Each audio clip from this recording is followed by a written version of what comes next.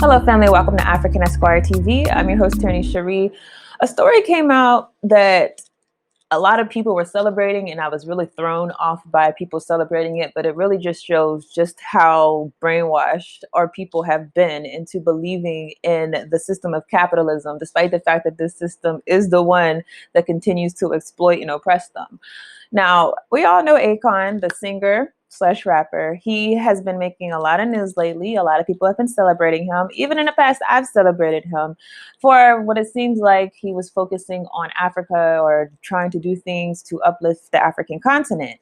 However, a new story has come out that really shows that his agenda is not anything different than what the agenda is of other people, whether they be the Europeans, whether they be the Chinese, people who are going into Africa for the sole purpose of ensuring that they are having their economic imprint maximized to the detriment of the people.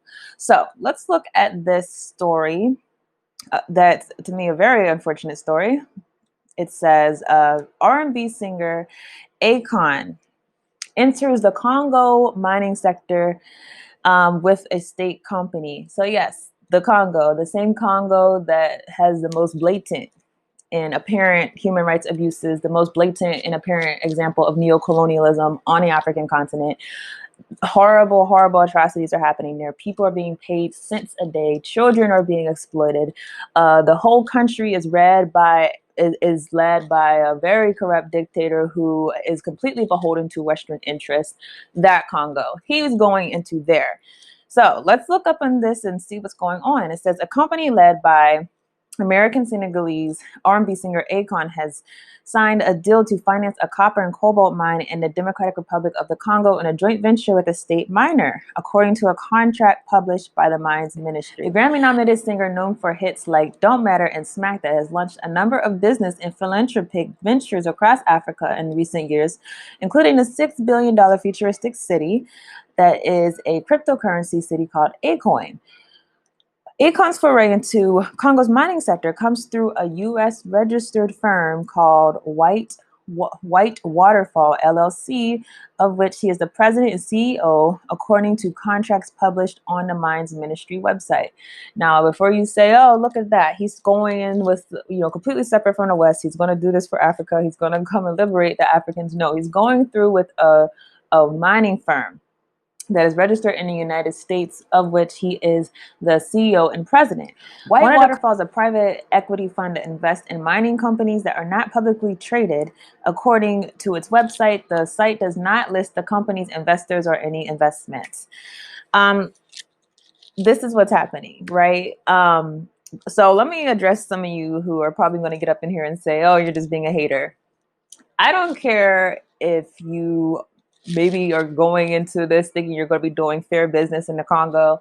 Anyone who's trying to do business in the mining sector of the Congo and they do not have the explicit intention of derailing the system of exploitation of the Congolese people and for the enrichment of the West, that person to me is a traitor off bat.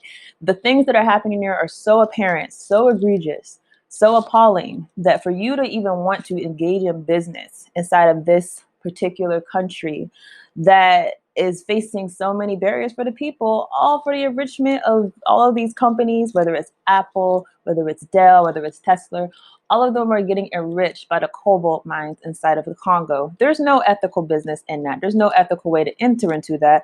And to be clear, this is not a philanthropic venture. This is him going in and trying to engage inside of the trade that has absolutely devastated so many people inside of Africa. Now, for those of you who aren't aware of the horrible things that happen in the Congo, I am going to play a video right here, but I want you to understand this is something that is real and present. This could easily be any of you.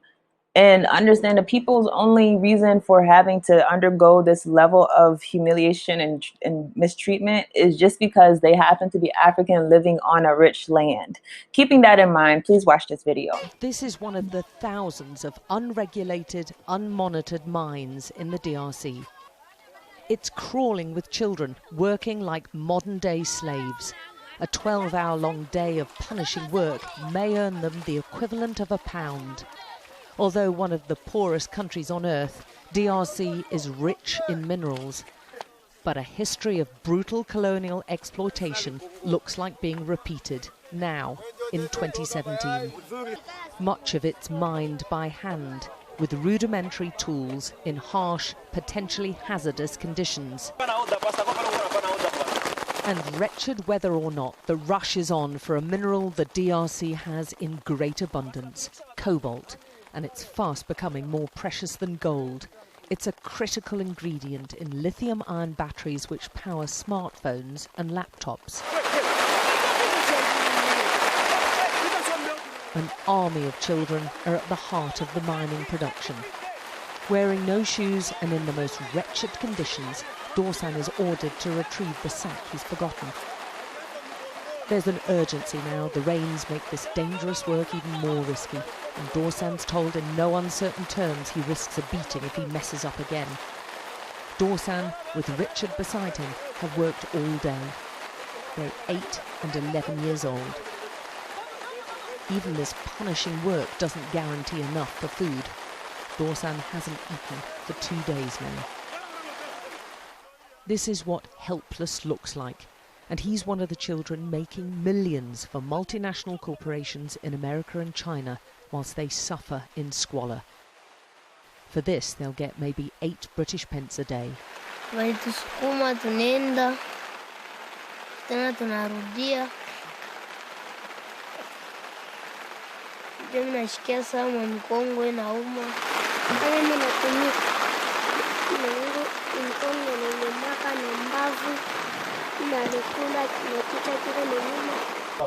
The tunnels are dug by hand with no supports.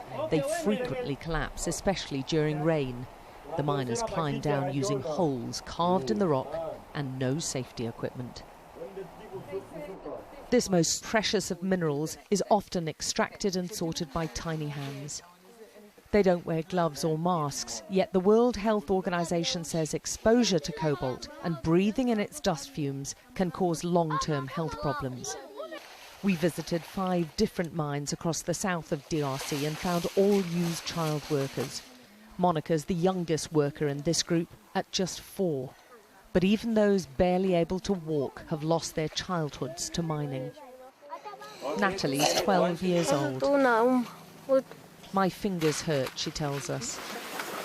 Miles away on a different site, Makumba Mateba shows us the cobalt tunnel he's dug with 3 of his friends. It's physically tough work.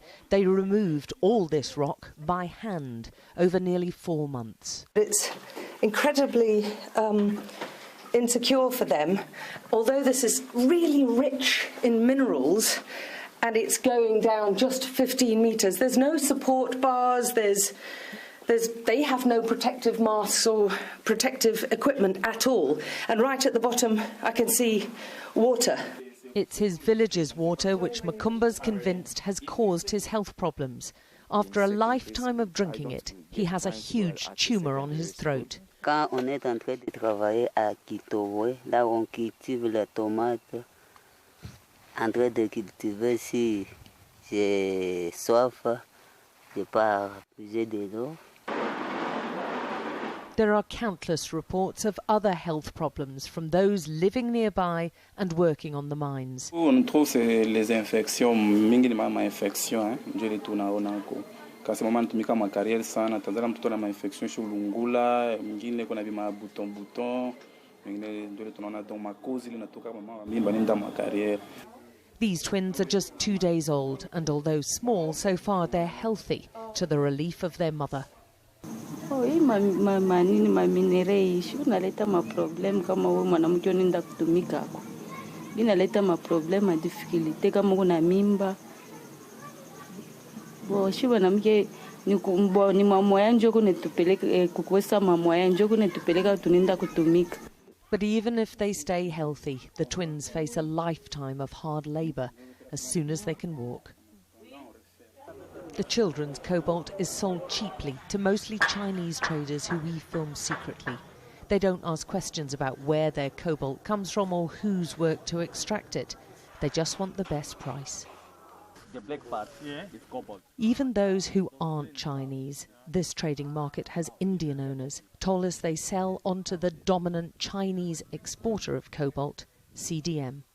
The cobalt first mined here is then sold again to the Chinese parent company, which then supplies some of the world's biggest battery makers. And those batteries, with ingredients which originated in DRC, end up in, for instance, smartphones.